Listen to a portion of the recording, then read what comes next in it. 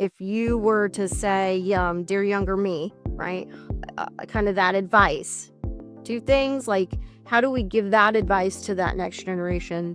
I know for me, it's those that I see, just have this phenomenal runway of not only talent, but career and opportunity to make sure they're introduced to the players that can make a difference in their career. What about you guys? Talk about it.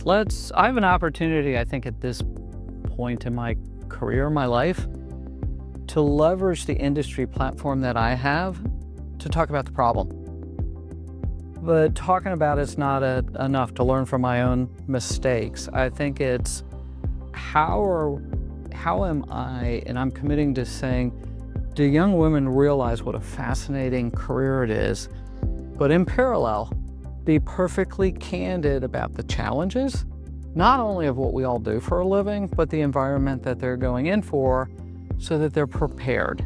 They don't end up taking a step back because they're shell-shocked. Be eyes wide open about what a fascinating career path this is, but be eyes wide open that you are, at this day and age, still going to be a bit of a groundbreaker in this area. I agree, and what you mentioned, Kerry, at the end about basically building a social network in the industry, as you just said, Donna. So a network of, you ladies are my people. Like, thank you, But even just years ago, every single one of you, just from meeting, has given me opportunities or opportunities have brought us together. And I can't stress the importance of that.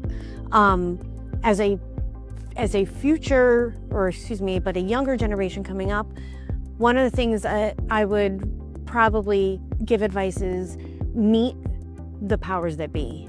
As you can. Don't embarrass yourself of I'm gonna go into the CEO's office, but don't hold yourself just to your manager or your manager's manager. See what opportunities you could get speaking to upper level management. And again, maybe it's not in that organization, maybe it's coming to these scenarios and in conferences to build a network outside that will eventually help internally also increase as well. So, I think if I just look at my own trajectory, I did have, they actually were male mentors, but I had male mentors who actually cared about me as a female. So for us, it's even easier as females to be those mentors, to give back, whether it's, to organizations where, that, in our industry where that, younger females are going to be a part of it, or even all the way back to your colleges and your universities where, you can really invest in and help those females to get, to want to study those things and various things. But to me, it's some of the giving back and reflecting on kind of how did I get here, and what helped me get here. Can I use some of that to help someone else?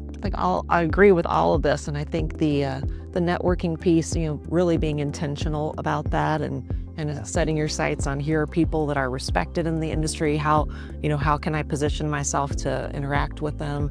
And I think too, being a lifelong learner so that you are confident when you are in those conversations, not to the point where you feel like, oh, I've got to say something really brilliant so that they know I'm qualified to be here. But I think it just gives you a comfort level that you can have those conversations. And even if it's where, the other person's doing a lot of the talking and you're doing a lot of listening, but you know the right questions to ask to get them to really invest in that relationship with you. And it just gives you that assurance that you do deserve to be there and you do know what you're talking about and you do, you have what it takes to succeed and get to that next level in your career. I think in our business, being a lifelong learner applies on that front, as well as what we do changes every day. Every day. If you've got to have that mindset on both fronts. Which is why it's such a great career. We'll never be bored a day in our life. Never.